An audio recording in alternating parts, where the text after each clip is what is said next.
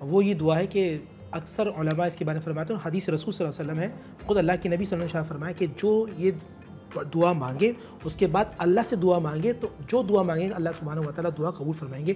میں آپ کو پہلے ہی بتا چکا ہوں، لا الہ الا اللہ وحدہ لا شریک لہ الملک ولہ الحمد وہو علی کل شیء قدیر۔ میں ریپیٹ کر دیتا ہوں، لا الہ الا اللہ وحدہ لا شریک لہ الملک ولہ الحمد وہو علی کل شیء قدیر۔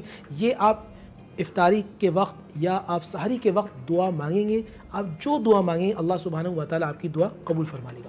اس کے علاوہ آپ استغفار کی کثرت کرتے رہیں، لاحول کی کثرت کرتے رہیں، اور قرآن مجید فرقان حمید کو سمجھ کر پڑھیں۔